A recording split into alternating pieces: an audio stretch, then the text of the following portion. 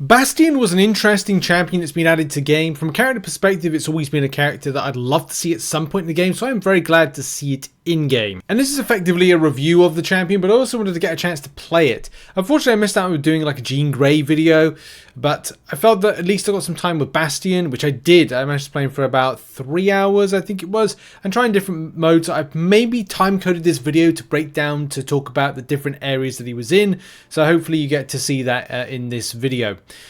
But the main standout from Bastion is he's really good evade counter, and also strips down and takes down some of the, well, a couple of the very hardest and frustrating champions. One, Sigil, in the shape and form of Bullseye, and also Onslaught. It's kind of like champions are being built to take on defenders.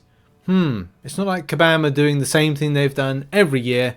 Expect an Enchantress counter and some other counters in the future. Oh, he can also take down Negasonic Teenage Warheads, so he's a good champ. There's a lot more to that meets the eye, especially as he has a very interesting ramp.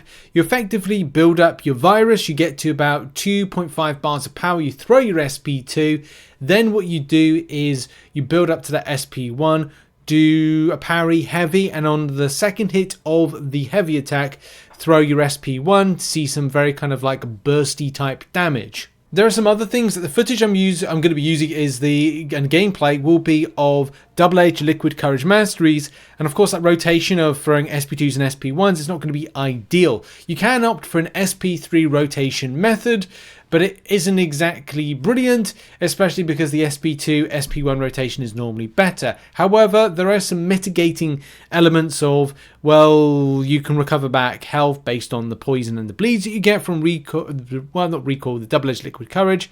Does that mitigate the SP1 rotations? In short form fights, he's absolutely fine. In long form fights, it may be a little bit more trickier with that. But you're going to see some footage to kind of showcase that. If you're regularly throwing SP1s, it can work. It's just there's a lot of things to concentrate on to keep your regeneration up, to keep your health up, and therefore not mitigate the recoil damage and recoil mastery that you might have if you're running that mastery set. And bit of a forewarning, it's kind of here. It's like the SP3 inflict 20% disintegration debuff, dealing 29,000 direct damage over 40 seconds.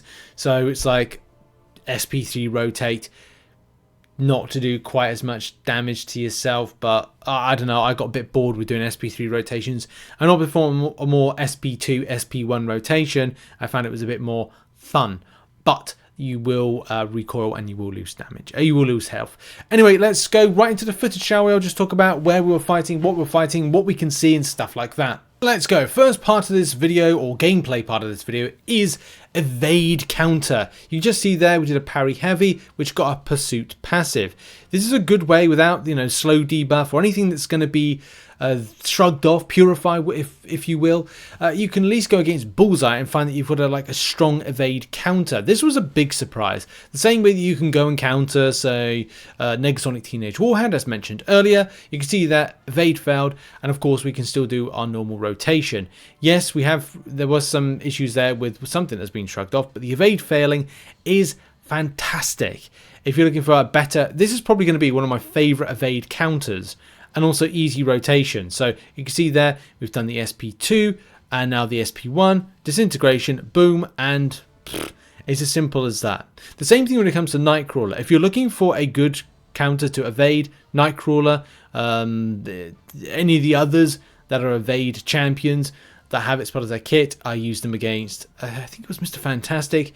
He can do the evading paths of Necropolis, so there is some good things there. But you got to remember to do that kind of heavy attack or parry evade. It depends. You pick how you are best suited to bring that pursuit passive on to counter evade based champions. So yeah, I love this feature of the pursuit. It's like, I'm not saying it's like a slow debuff, because it's not. It's an evade counter.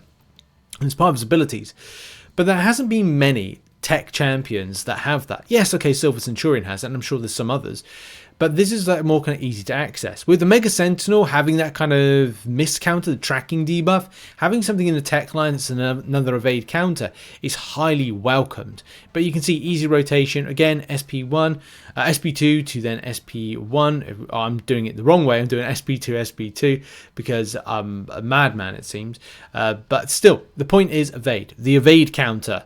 The underrated, he'll be incredibly underrated evade counter. And that's great because this is just easy to take down mutants, no fuss. Yes, recoil masteries are going to be somewhat of an issue, but apart from that, when you're doing stuff like this, it makes everything nice, doesn't it? We move on now to the Onslaught counter. Now, I'm going to completely fudge this fight up, but this is a good illustration. You can be a complete noob when it comes to fighting Onslaught, but this champion helps out.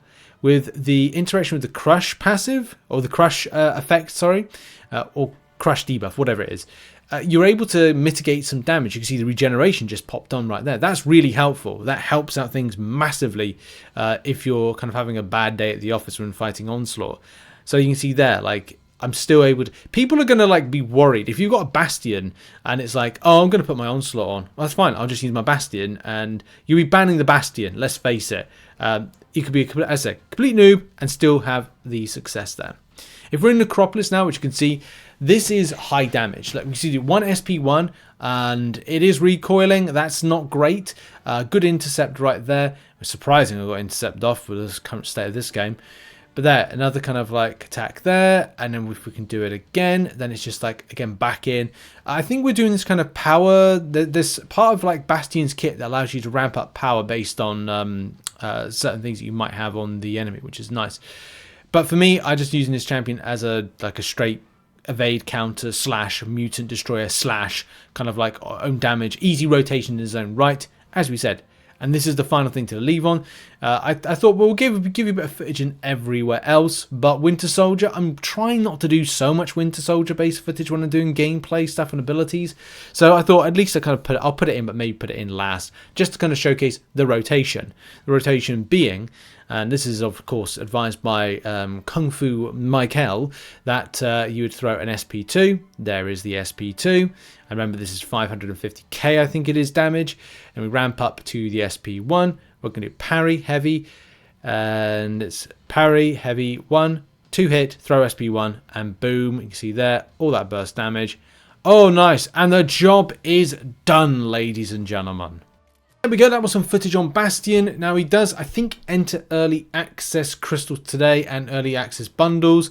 So it's up to you. I haven't tied this in for any kind of reason except for I wanted to play some champions. I wanted to kind of like have a practice and I want to have a bit of fun rather than that. So if you're going to purchase it, it's up to you. If you don't want to purchase, don't purchase. But it's more important for those that want to pursue him for Titan crystals and as well things like selectors at the end point of this year. Can I say he's a good champion? Yes, he is. Would I like to get him? Yes, because he makes the Onslaught fight, even if you're a complete noob at fighting it, a little bit more bearable and at least a bit more fun. I will look to get him myself, but I'm going to get him through free crystals, or try to get him through Titan crystals, or a selector of some description, or when he enters into basic crystals at the latter point of this year. But we'll have to see. What are your thoughts on what you've seen? Does he look like an enjoyable champion to you? Put it in the comments. Check out some other content located on screen. Have a lovely day, and I'll see you all very soon.